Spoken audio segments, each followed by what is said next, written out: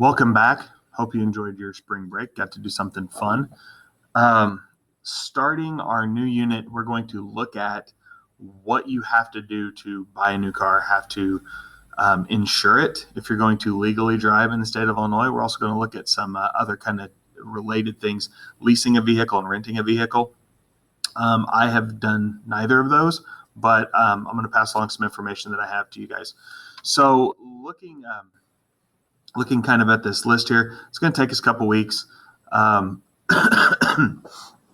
So first things first, if you are ever in the position to buy a new car, be smart when you do it. Shop around, look at different websites, have all the information listed in it.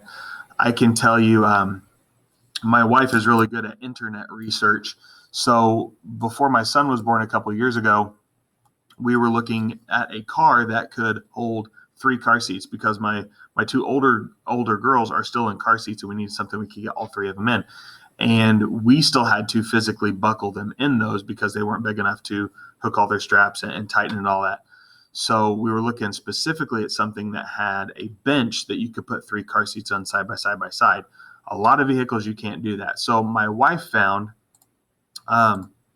a Chrysler Pacifica. That is the van that we wound up buying, and this is actually the sticker out of the window. But before we get into that, there's 3 things you're looking for on a sticker. They have what's called the base price. That means every 2019 Chrysler Pacifica Touring Edition, whatever that means, had the same base price. And then you can start adding what are called options.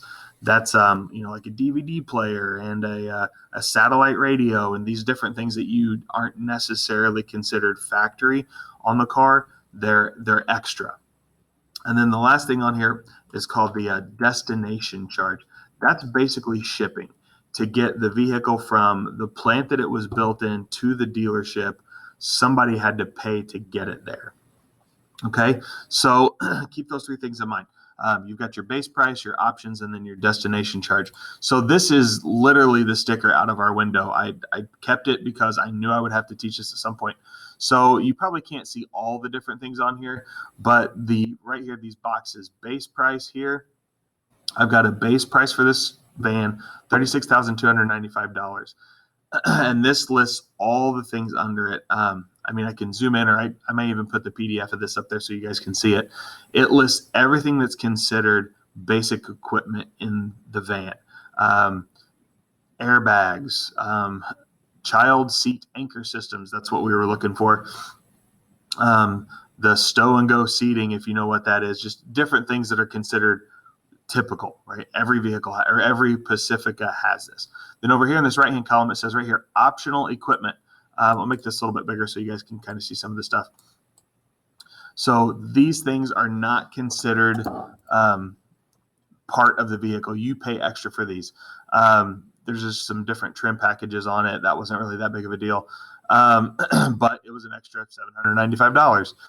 Safety tech. This was all the different bells and whistles of if you start to drift out of your lane, an alarm goes off, things like that. Extra $995. The middle row in our van, instead of having 2 separate chairs, it has a bench. That was what we were looking for. That was really the deciding factor. So we have a 8-passenger seating, $495. This navigational display system that we hardly ever use, whatever. You kind of get the idea. So all of these things were considered optional. And then at the bottom, it lists the destination charge, $1,395. So it costs someone at the dealership almost $1,400 to get the car there in their lot. Okay, so looking at all that, excuse me, you take the base price, you add on all this optional stuff and the destination charge. They were charging $41,865 for this van. Okay, now you can sometimes talk to the dealer and maybe get that price lowered a little bit. It's there's a little bit of wiggle room in there sometimes. So basically what you need to be able to do today is add. We're looking for what's called the sticker price. We're going to try and find this total price down here. And the way you get that is you take the base price of the van plus any options that are added on there, and then the destination charge. The dealer is going to pass the destination charge on to you. Okay? Excuse me. So let's take a look here. This is a portion of a sticker for a vehicle, a Zephyr convertible. Sounds like something from Grand Theft Auto. So basically, I'm trying to find the sticker price for this vehicle. So you're going to add up the base price, $30,665, and add on any additional options, $925, $460, $745. Okay, you add those guys on. This thing has a grand total sticker price, right? $33,460 even. Okay, add them up. There's no percentages or nothing on this. This is an easy assignment. You literally add up the numbers I give you. That's your answer. Okay. This one just makes it a little bit more difficult because it's in words instead of in a table. But you're going to take the base price of the car, $22,225.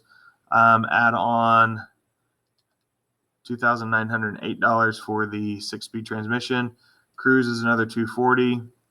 And this car has a tow package and power windows. That is now a standard thing. Power windows used to not be standard. $900 destination charge. Grand total, unless I hit a button wrong, $27,241 for this pickup truck. Okay, add them up, guys.